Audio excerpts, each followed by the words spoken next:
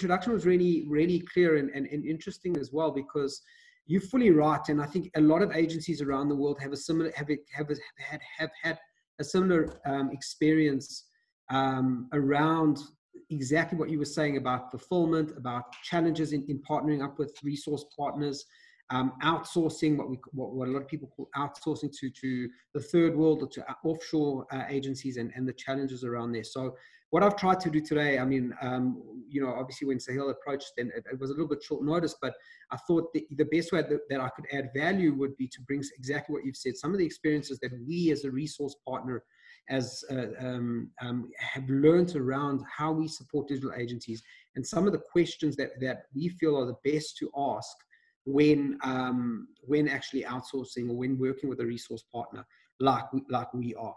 So obviously just to get going, give a little bit, obviously a little bit about who we are and who is Glovotel and whatnot. Obviously, as I said, we're a resource partner that we work with digital agencies. The general elevator pitch is that we're a digital agency that does SEO, web design, social media copywriting, all of those services, but we do them only for other digital agencies. So we're a white label service provider behind the scenes of the other agencies that we support, allowing them to scale and to grow and provide services to their clients that we obviously do the legwork for. As I say, we're white label, so we provide the services, the agency slaps their brand on it, and it presents it to their clients as the work that they've done. Obviously, quite a lot of tricky stuff. It's not always as simple as that. There's a lot of things that go into the behind the scenes of that. So that's kind of what I want to just briefly start with unpacking. And one of the keys about what we do, though, as I say, I've got there's unlock scale. Really key about what we do. We're not just about, hey, get this website built for us. Hey, do this SEO campaign. Hey, write this blog. We're about actually opening scale and making scale possible for digital agencies. A really key thing that we do. We're not just about pushing out work. We're about engaging and partnering up with the agency so that they're able to unlock scale. And one of the keys that we think, things that we do is we very much make it about your journey as a digital agency. Obviously, we work with hundreds of digital agencies all over the world. It's all about their journey. It's about that individual agency's journey. That's our responsibility. So it's quite important that gets put across. Obviously, just to start off with and go into that world of outsourcing and the bad rap that outsourcing's got. Obviously, a lot of digital agencies have had past experiences with outsourcing or going offshore to get services provided to the digital agency, and it's quite a scary environment, and there's quite a stigma around it for being quite untrustworthy. There's even some digital agencies who full on don't believe in it. They just flat out say that it's just not something that they'll do. And we get that. We understand that a lot of digital agencies have tried it and they've come short and they've got their fingers burnt. At the end of the day, what you're talking about when you do go and work with a partner who's not of your business is you're taking your clients, your business and your livelihood, and you're putting it in their hands. And that's quite a scary thing to do. So what I've tried to do today, and what I hopefully to get across is to provide a bit of a guide into the best practices and some of the key questions you need to ask that resource partner that you're looking to work with. And I think what's really important about this as well, and Yash, if that's cool with you, is please, it's all about practical implementation of what I say here. So by all means, I've got no problem if you don't have any issue, if questions do come up and people want to shoot them through during the talk, I've got no issue. You can stop me at any time. I'm happy to, answer the questions if they do come up according to what I've said. If I've said something, obviously I know there's a Q&A at the end of the session, but if something does pop up during the time, by all means, interrupt away. I'm happy to be interrupted. It's not an issue. Absolutely, and thank you for saying that. A lot of times, what happens is that a lot of speakers come in with a fairly rigid flow, and so they want to take the questions later while that particular slide has contextual information around it, right? So let's say if in a particular slide you say something, and then if I have a question, then I think answering it right there and then might make a lot more sense. And so thank you for that. Yeah, bro, spot on. You nailed it perfectly. Is that when the contextual information is on the screen, and it tends to get better questions and better information out, because we've all been in a talk where we wait till the end for the question, and then we do go, is it actually relevant now? Because nobody will remember that. Exactly. By all means, just, jump in at any time. I've got no issue. I'm not a rigid guy, so I'm happy to go about it. Great. Yeah, 100%. Beautiful. So, talking about just continuing on the bad rap that outsourcing has actually gotten. There is a stigma, as I said, around working in the third world, and a lot of that's changed. We're fully aware of the fact that a lot of agencies have gone into the third world and tried in Eastern Europe, the subcontinent. There's a whole bunch of places where it's been tried, and they've had negative experiences. And for a lot of businesses, just general retail businesses, or for agencies, it puts them off the experience completely, and they swear they'll never do it again.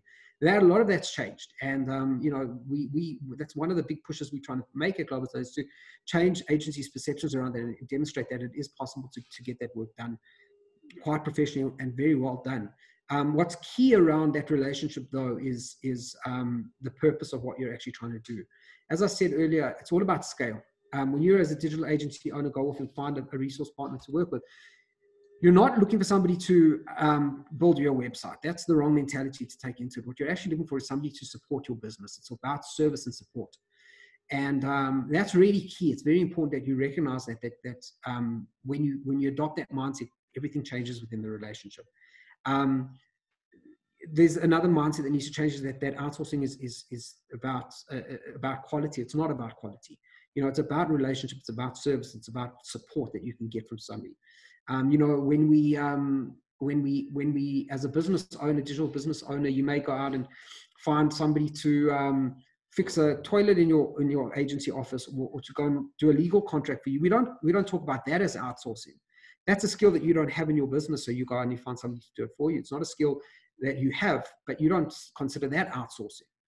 And we're trying to change that mentality, that it's the same thing if you're an SEO company and you need a website built, or you need some content written for your SEO campaigns. We need to change that mentality a little bit and get people thinking differently about the way that we look at it. Again, we don't use the word outsourcing so much as we use the word resource partner, because, and yes, it was interesting to hear you use that in your intro, because that's really what we consider ourselves. Outsourcing, as a resource partner is really key. So just moving on, I mean, obviously, in the general context of running a digital agency, what we tend to do when our digital agency starts to find success and we start to grow, is we often go out and we'll find full-time employees, and that's one way to go about it. And we have a process around that. We do a search, we do recruitment, whatever it is that we do, we find those full-time people, and what we often, you can put a package around that and say we're outsourcing to our staff, but we use a different word for that. We call that resourcing. And the truth is that with that full-time employment comes a bunch of different issues and a bunch of different challenges. I mean, COVID-19 aside, we are living at the moment in an absolutely revolutionary time in the world, and we're all pretty aware that what's going to come out of it, what's already come out of it, is a real mindset shift in business owners throughout the world, whatever business you're in, around that full-time employment structure. So we're going to see a lot of changes there, but we as business owners, as digital business owners, we tend to think, let me get a full-time web designer in because that's what I need in my agency. So we do that, but that brings with it a whole bunch of different issues that and challenges that we have to deal with. For example, the cost of that. Local resources are very expensive, and we have to go out and manage that resource. We have to get them equipment or office space. So they want to take off leave because they've got a wedding coming up and whatever it is. It can be a real pain, and we all know that, and it's a real challenge. It's really time consuming. I know that firsthand from the experiences that I've had in my business. So, and the shifts that we as business owners make. So, we tend to, another way to go about it, obviously, is contractors. We go and look down the contractor route. But we don't see that as resourcing either, because those contractors are often local. So what it comes down to at the end of the day is resourcing it, and whatever resourcing you're using, it's about the outcome, the absolute outcome for you and your digital agency. And in the end of the day, for not just your digital agency, but the outcome for your client that you're supporting as a digital agency. The responsibility is key, and actually taking responsibility for for the marketing outcome that you're trying to achieve, that in your digital agency that you're trying to achieve. So things have changed, and the concept of finding a resource partner in another country offshore, or moving away from that full-time employment model, is really becoming much more attractive. And aside from the fact that there's a lot of cost savings around it, it's become something that's very viable. Speaking of that, I wanted to go through the idea of responsibility, because that is really key in when working with anybody in your business, but specifically with a resource partner who may have their own business. It's their business. You've got your business, and you partner up with them, and they come to the party, and they come and join you in achieving something. Now, what's key here is that what they're trying to achieve is the outcome. You're not trying to achieve the building of a website or the writing of a blog. That's not what you're trying to achieve here. What you're trying to achieve for your end client is an outcome. I was listening yesterday to I think it was Jay Mandel's chat when he was in the summit, and he was talking about drill bits. It was an interesting analogy. I mean, we use this all the time in our copywriting with benefits versus features, but I'll use Jay's example because some people may have caught it as well. When he's talking about drill bits, and you say, if you want to drill a hole, your outcome is not to drill a hole. Your outcome is to hang a shelf. But that may not even be your outcome. The outcome beyond that may actually be to actually hang up pictures of your family, or to put up pictures of your family so that every time you see them, it gives you a good warm, glowing feeling. Now, that's your outcome. Your outcome is having that warm, glowing feeling and actually having something on the shelf that makes you feel good. The outcome is not having that hole in the wall. So it's about recognizing that when you work with a resource partner, outcome is very important. They must see the world through your eyes, and I'll get into that in a little bit. But what's key around that, and obviously when you're achieving that outcome, is around your processes and your standards. You as a digital agency, potentially in the first world, for example, have clients that you've made a promise to, that you've brought on board and signed a contract with to achieve a certain outcome. Now you bring on a resource partner who's going to help you achieve that outcome. They need to recognize that your processes and your brand promise, it's about maintaining your brand promise. Your brand promise is what's key. So you want to find somebody who can work with you in that way and actually take the responsibility of that outcome and help you achieve that outcome at the end of the day. Obviously, there's this, as I said, this mentality around going offshore or going to a resource partner in another country. They're not going to get it. The responsibility is on you as the digital business owner to ask the questions that I'm going to give you today, so that you land up working with a resource partner who gets that your outcome is what's key. The other really important part about working with a resource partner is obviously the relationship that you build. Now, whenever we work with a new agency, whenever we sign up a new agency, one of the very first things we say to them is, how does the integration between your team and our team work? And the one line we always say is that we're an extension of your team. We're not a switch on and leave solution. We're an extension of your team. I'm going to get into that in quite a bit of detail, because it's absolute key component and characteristic of a relationship between a resource partner and a digital agency. But it's very, very key that you understand that that's what the relationship needs to be. You cannot treat your resource partner as just a offshore, here you go guys, get that done. It needs to be a relationship built, and a strong relationship at that. The stronger the relationship, the better the outcome will be. The other key thing to think about is protection. As I say, they're running their business, you're running your business. So confidentiality is really important. And understanding that they're running their own business and they're working with other digital agencies and they're supporting other digital agencies. You've got your stuff, they've got their stuff. Make sure that there's a confidentiality and there's a respect between the two, that there's an understanding that you're both working on the same project, but you're working on your outcome as a digital agency. They are supporting you in that outcome. I sound like a broken record, I know, but it's just so important to get that across. One of the keys as well that agencies really should consider when working with a resource partner is, you wouldn't go out and find an accountant to bring into your business as a full-time employee without having some sort of understanding about what you actually want from that accountant.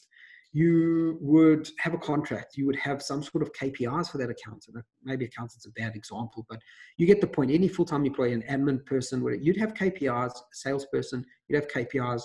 You'd have real understanding and clarity and understanding between the two of you about what the job entails and what you actually want. You may have some sort of a scorecard, depending on what your hiring process is. You may have some sort of a scorecard that actually gives out the outcomes of the job that you actually want to achieve from this person, so that they're very clear on what's expected of them, and you're very clear on whether or not they're doing a good job. That allows you to evaluate them, and that allows you to, and you need to have some sort of a structure with that person so that there's reporting back on how their job's going, and you can have some clarity on how things are going. The reason I bring this all up is when you work with a resource partner, it should be no different. It should be absolutely no different. You have every right to when you start working with a resource partner, have that sort of a structure set up, because at the end of the day, instead of hiring a full-time employee, you may be opting for a resource partner. Have the same structure set up: evaluation, report cards, job scorecard, KPIs. Have real clarity and transparency about what the engagement is going to look like, and how can you tell when either of you are doing a good job or a bad job, and is the relationship working? One of the other keys that I think is important to mention is delegation of tasks. Firstly, you need to, as a digital agency, recognize that you're going to need to delegate some things. We as creatives, or as specialized people in a specific expertise of digital marketing, we tend to think we can do everything ourselves. The worst thing you can do is get a partner on board and say, hey, I'm going to need you to help me out with this, and never delegate anything to them. You need to recognize that you've got to give some stuff over.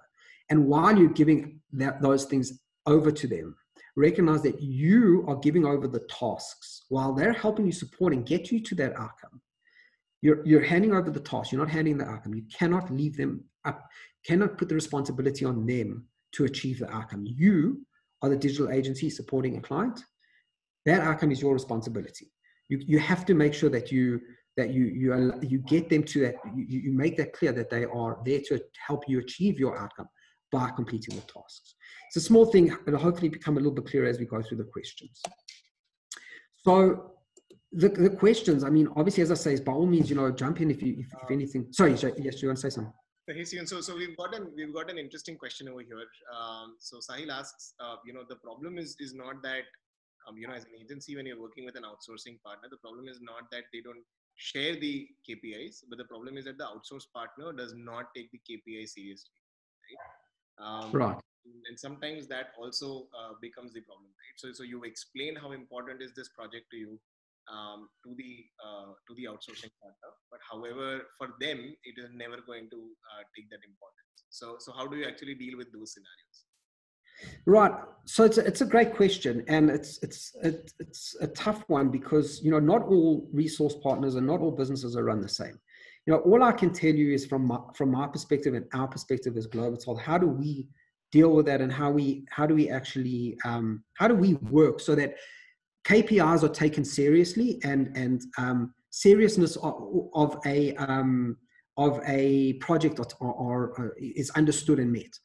And I'll get into that in a little bit in terms of processes. One of the questions we ask is, how do you actually do the fulfillment? And I would answer that question by saying the resource partner you're working with, if they're not taking your KPIs seriously, potentially they don't have any actual processes, rigid processes that they're following in their own business. One of the other things I'll go through in a little bit is around guarantees, which hopefully will answer some of those questions as well, where your resource partner should be confident enough in their processes that they do for any digital agency that comes along and says, hey guys, will you do this SEO project for me? They should have a process, a really rigid process around that, executing that SEO campaign, so that KPIs are built into that process. So there's no question about whether or not KPIs are being met. They are being met because a process is being followed. I would hazard to say that if your resource partner is missing KPIs, did they ever agree to KPIs from day one? We straight up in the front of an SEO campaign, we make it pretty clear what the milestones of the SEO campaign are going to be. So it's clear as day when KPIs are not being met or when milestones are not being met. More than likely, it sounds like this question is coming from someone who's working with somebody where they throwing their SEO project into a big black dark hole and the partner is not sure they don't have a process on how to deal with it. So typically, it sounds like so I can very much relate to this question, and the reason being, there are certain, so as you also rightly said, right? Okay, there are certain, and businesses run in different ways. So yeah, we used to be an IT agency before, and so what happens is let's say if we get a web app development project or a mobile app development project, or let's say if we get a project for gaming, we don't actually do back end of games, but we can design, right? And we are front ending the whole thing in front of the clients, and and the timelines are agreed upon between us and the client, as well as us and the outsourced partner. And so in that case, the KPI is not in terms of keyword optimization, but the KPI is in terms of actually writing backend code, which is and the deadlines are not being met. So that's I think the probably the premise of the question, Sahil. But I don't know what industry do you belong to. But either way, so we get your point, right? In the sense that yeah, it's important to have an outsourced partner who works on fairly established, robust processes to make sure that those KPIs are adhered to. 100%. I mean, I think one of the other things I can say is obviously we would consider ourselves wholesale because we are white label and wholesale. We're behind the scenes. So we support digital agencies all over the world. And we have hundreds of digital agencies coming to us saying, hey, can you do a 10-word keyword package for SEO on this? Hey, can you do a 10-word? Can you do? If we didn't have robust processes that we actually followed every single, and that we knew got results, we would be doing customized bespoke projects and SEO campaigns for each one of those agencies. And that's impossible. The whole idea of scale is that it's easy to replicate one over another.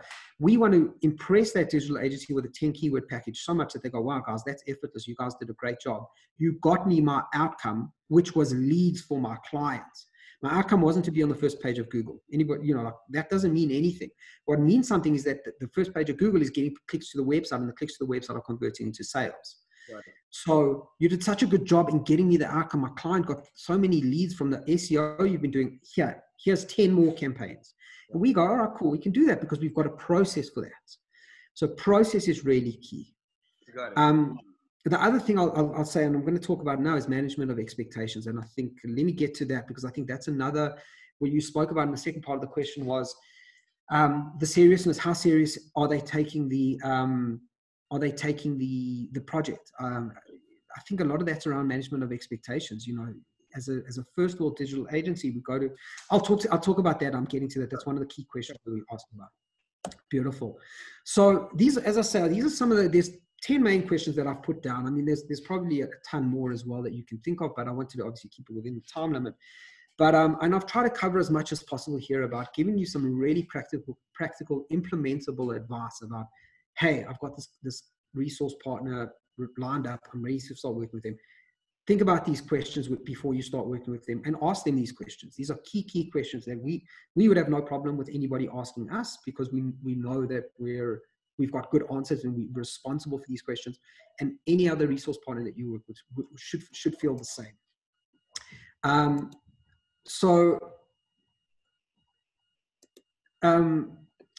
One of the key questions obviously will be, will my data be safe? Now, obviously, you're thinking about you're thinking about data in terms of, sorry, give me one second. There you go. So you're going into a relationship with this resource partner, and you're going to be handing over a bunch of data. You're going to give over your client base or your client's database.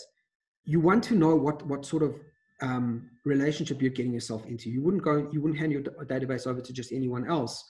Why would you do that with a resource partner that you're potentially working with? So you've really got to ask the questions around protection and protection of your information, and also your client's information. You may be handing over your database of your client to these people. Make sure that they've got good answers about it and good explanations about how they're going to keep your information confidential. One of the things that, for example, that you want to see right up front from a resource partner is legal. What kind of legal protection do you have, and what kind of legal protection do they have in terms of the relationship? And one of the things when we sign up a new agency, we have a reseller agreement that they agree to, and it's a legal document that protects both us and them. There's got some key things in there, and I'll talk about some of them in a little bit. But it's really important because it provides confidentiality to both parties. Confidentiality also is another keyword to think about when it comes to you as an agency keeping your relationship with your resource partner confidential. A lot of the agency, or some of the agencies we support, really see us as their secret sauce, as their like secrets. They don't want to share the fact that they've got us helping them out and doing it. And we understand that. There's no problem with that. So how is your resource partner going to deal with that sort of confidentiality? Is that something that they've considered, and will they take that into consideration? The next question is a pretty, sounds like a stupid one, but it's a pretty fair one to ask. Like, who the hell are you? You know, I'm about to come to you with information, clients. I'm about to come to you and pay you money and ask for help. Who are you? And you're well within your right to ask that. Make sure you've done your homework and you actually found out about the partner you're working with. One of the absolute key questions, if you take one thing away from today, this is one of the absolute key questions you need to consider and ask is, who do they sell to? Now, I'll explain this in this regard. We're a digital agency who does wholesale, and we're a resource partner to other digital agencies.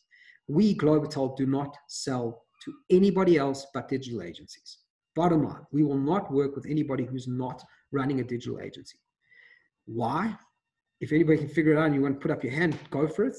I'll tell you just before you do, we do not sell to any other agencies, because if we were to go off and start selling to anybody but a digital agency, it would immediately put us in competition with the digital agencies that we support.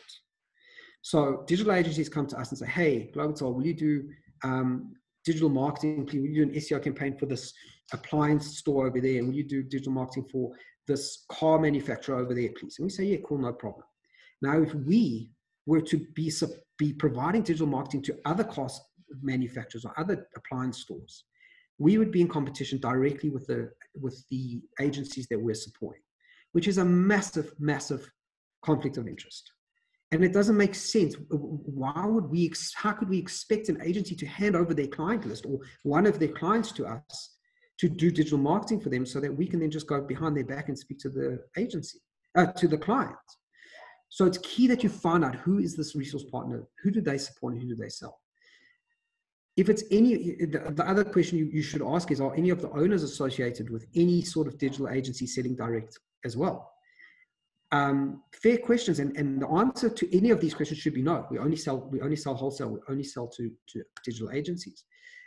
If the answer is not no, then shake their hand, take them for their time, and walk away, because you're putting your own business at risk, because you're giving your information to people who are competing with you, and you never know what they're going to do with that information. Why would you share that with them? You wouldn't go to your competitors and give them your client database. You wouldn't go to your competitors and tell them about deals you're working on. Why would you do that with your resource partner? One of the keys around this, and this is why it's so important, is it shows value. We at Globotel, values are a very big part of how we do business. We try to only work and try to demonstrate good values in our business, all the way from our employees all the way up to directors and excos and all that. Values are very important. And one of the key, this is a terrible value to have. To compete with the people you're supporting is showing that you've got bad values, and it's something that's really key and important that you should consider. So don't be afraid to find out who the people are and ask them who they support, because if it's anybody but just digital agencies, they are competing with you, and that doesn't make sense. You know, it's about protection of your business. Then obviously I've gone on a little bit about outcomes and whether or not they care about the outcomes. Ask them if they care about the outcomes. At the end of the day, you're coming to them with a bunch of campaigns you need help with. You need some copywriting or SEO or whatever you need. You're bringing your clients and your clients' outcomes, your clients hanging shelf with the beautiful pictures of their family. You're bringing that to them. And you're saying, hey guys, can you help me get this outcome for my clients? If your resource partner doesn't care about getting that outcome, they're going to let you down, and you're going to have to let your client down. So it's key that they are they are working with your best intentions and your outcomes in mind. Obviously, quality standards, we've discussed that a little bit in the third world and some of the issues that people have had, but that's changed. And we like to think that we're doing a good job in changing people's minds around that. But try to see the world through their eyes and recognize that they are focused on maybe a bunch of different agencies that they're supporting, but you need to make sure that they're focused on getting you your outcome as well. This is what I talk about here in focus and vision. Ask them what their vision is. What is their focus on when they're working on a project? Of course, they're going to be working on SEO campaigns or writing blogs, and that's great. That's what their job is to do. But they need to focus, and their vision and their focus needs to be on achieving your outcome. As I said earlier, you go to a resource partner and say, hey guys, will you write me this blog? I need it for an SEO campaign. I need to rank a bit better. This client needs to rank a bit better on their website. The outcome there is not a blog, right? That's what they're going to be doing. That's what they're going to be hoping to achieve. But while they're writing that blog, is their focus on, hey, this blog's got to be valuable. It's got to position this client as an authority in their field. So let's understand that the outcome here is that the blog improves the SEO. The SEO gets them to first page of Google. First page of Google gets them more leads. And more leads means more business. So it's key that you have that understanding around what is the outcome, and are they focused on the outcome, and do they care about your outcome? I know it's a little bit of a tough one to consider and get your mind around, but it's very important that your resource partner has your outcomes in mind.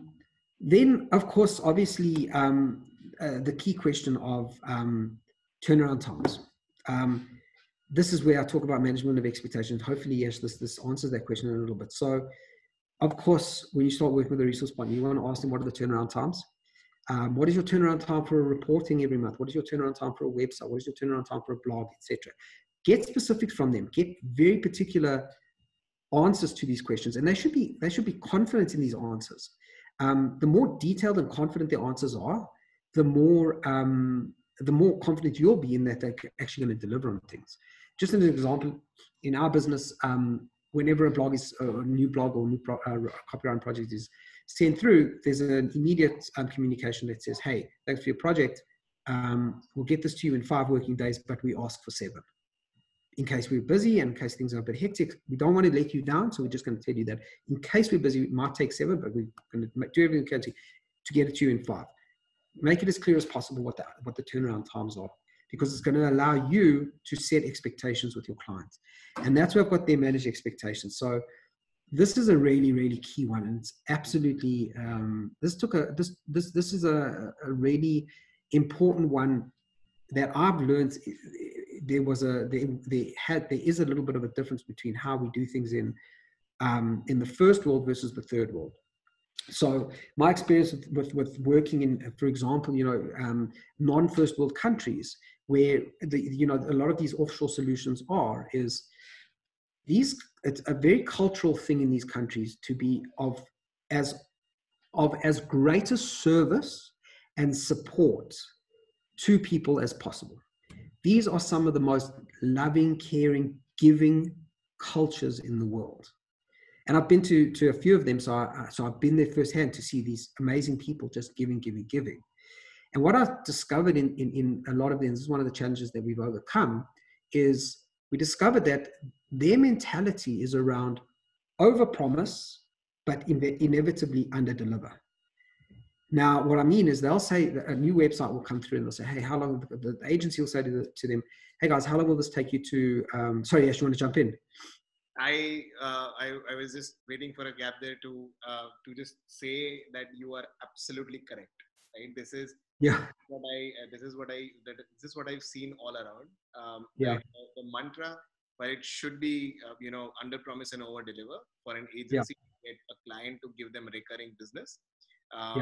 Whenever we speak and talk to agencies in the market that you also mentioned, is it inevitably, for some or the other reason, it always goes into over promising and under delivering. And to be honest with you, I'm actually not able to find out why, right? Because there's such a huge difference in the cost structures of agencies in first world countries and agencies otherwise, that they should just be killing it, right? And so there's significant difference. However, I'm not able to figure that out. So, but just want to make that as a comment. It's so funny because whenever I talk to the technicians, the people actually doing the work, a lot of them scratch their head. Like, I just don't get it. But they do it over and over and over. And it's something, as I say, that we've overcome in our business with by really, again, putting in real rigid, stringent processes and deadlines. I think I know why it happens. I mean, as you know, having been to Pakistan and met the people and whatnot, and I think I know why it happens. It happens because, as I say, the culture in these countries is that they're giving people, they love you, they want to help, they want to see people not be in trouble, and they want to do a good job. So what they do is their intentions are really good. So in their minds, the intention of, 6 weeks, we'll get you the website in 6 weeks, knowing that it's probably going to take them 6 weeks to build the website. Now, anybody in the first world is sitting there going, man, if it's going to take you 6 weeks to build the website, tell the person 8 weeks. Because if it does take you 6 weeks, you've told them 8 weeks, you're 2 weeks early. Amazing. You're gonna blow them away, and they're gonna be like, oh my God, you guys are amazing. You told us 8 weeks. I've told my client 8 weeks. I go to my clients and give them their websites 2 weeks early because of you. Thank you. So it's so important to get this right. And it's so important. I mean, this is one of the key frustrations we see with agencies when you know, they just want to know the honest truth about what they can tell their clients. And that's where the tricky part about a resource partner is they're not managing that relationship. That's client-agency relationship is not their relationship. I'm going to get to that in a little bit, but that client-agency relationship is not their relationship. However, they need to be responsible for allowing the agency, giving the agency the right information so that they can manage that relationship. It's really tough, but it's so important. Absolutely. Yeah. So look, you know, it's one of the ways, I'm sure that people are, if you're watching, you're thinking, well, how do you know? How do you test this? Test it. You know, do a couple of projects with them if that's what it takes. If they let you down, you know they're not the right people. But it's so important to get the right information to get under promised and then over delivered. But I suppose that's in any business in any country in the world. It's the same thing, you know. It's a key one. Then obviously one of the other things you want to ask about is, do you offer customer support? One of the realities you're probably going to find if you work with a resource partner who's not in your country, who's probably going to be working in a different time zone. So you're in your country, let's say you're in Australia and you're supporting businesses, you've got a whole bunch of clients in Australia that you're answerable to, and you've got to manage that relationship. And your resource partner is in India or Pakistan, so they're behind you. The time zone, or maybe they're in South America, who knows, and the time zone is 12 hours, the time difference is 12 hours. A ticketing system is so important in this regard because it allows you to manage that relationship a little bit better and ensure that there's some sort of customer service being looked after. More important than that, I think it also is escalation. You know, what is their process for escalating something when something goes wrong? You know, we're definitely not going to sit here and say that nothing ever goes wrong, because every business knows, and every business in the world in whatever industry, things go wrong. What is your process for handling situations when things do go wrong? How do you expect me to get an answer from you when that does happen? And what are you going to do about it when it does happen? Obviously, also, quality assurance is key. We have a quality assurance team that makes sure that every project is done to a specific standard. Really important here in quality assurance, though, is that we do the work, and we quality assure it, and we pass it on to the agency. We very much insist on the agency that they have their own quality assurance process as well. So we are not, because at the end of the day, they're managing that relationship with the client. So if we give them something that the client's not going to be happy with, we rely on the agency to pick that up, because who knows that client's business better than the agency? They're the ones who set up the relationship. They're the ones who are working on the brand. They should be able to have some sort of quality assurance process there as well. One of the other things as well that you can ask about is, do they have local support?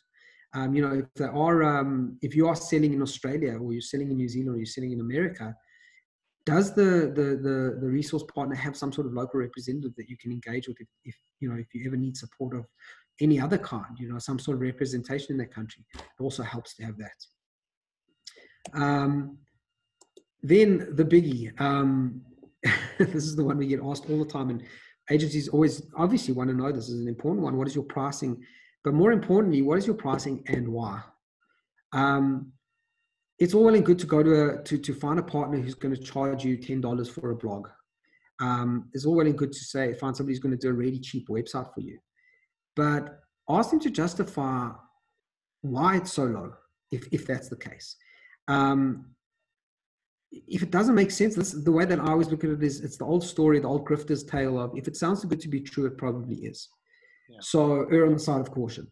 But you're entitled to say, hey guys, your pricing for SEO is really, really cheap. Why is that? How are you accomplishing that? What kind of resources are you using? I'll get to fulfillment now, but what kind of resources are you using, so that you can get those questions answered as well? Got it. Yeah. So we've got about 5 more minutes and a couple of questions.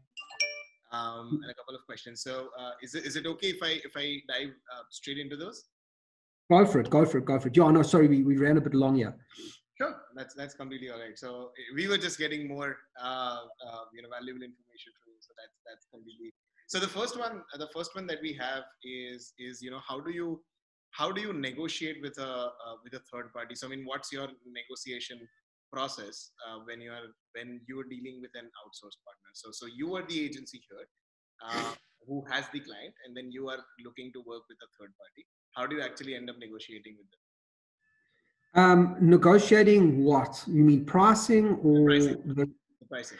Oh, the pricing. So the way that we do it, I mean, we have a pretty set, let's call it a menu for lack of, we have a price list.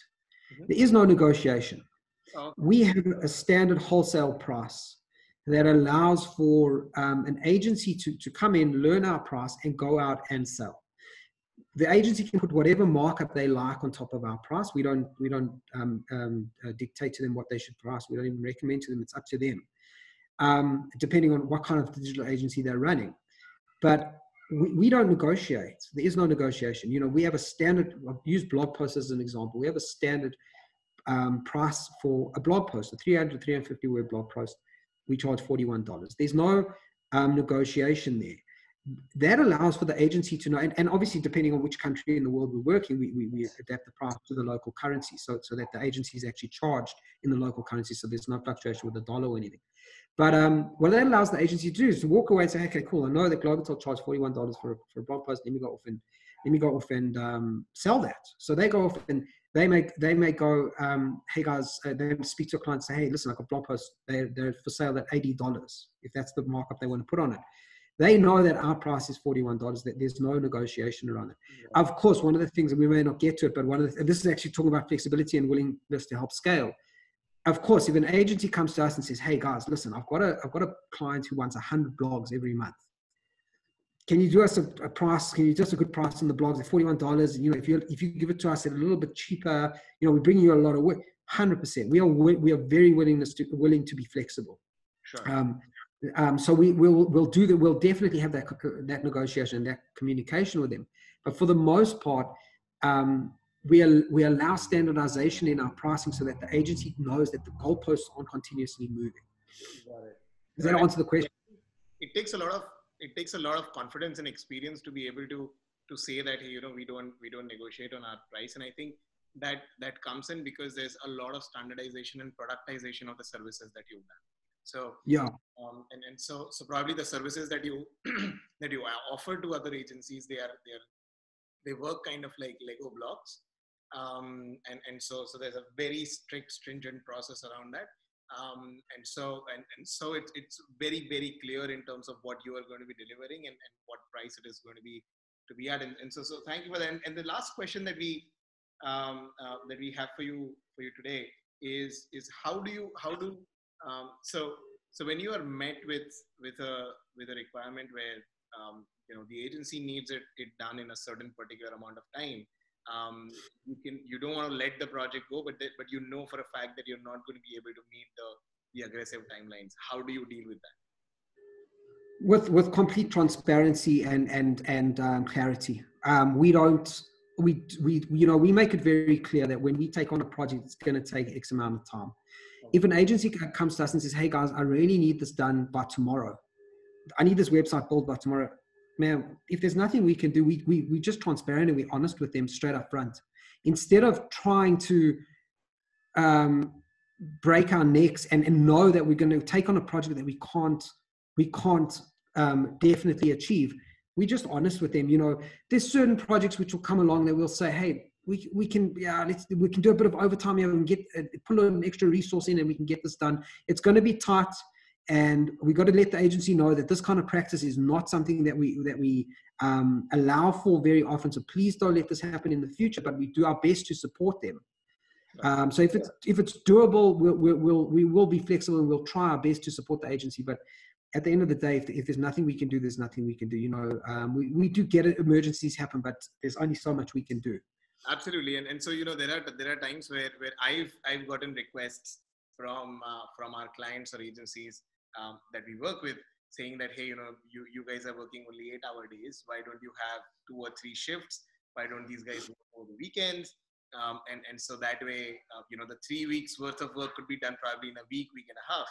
And so to that, I've always gotten back to them saying that no matter how quickly do you want a delivery, 9 women cannot deliver a baby in a month, right? And that's something that I repeat, because the amount of gestation that writing a piece of content or researching keywords, the amount of time that it needs, it is what it is. And if you needed it yesterday, you should have come to me day before. So that's kind of how we do. Yeah. So thank you, Stephen, for joining us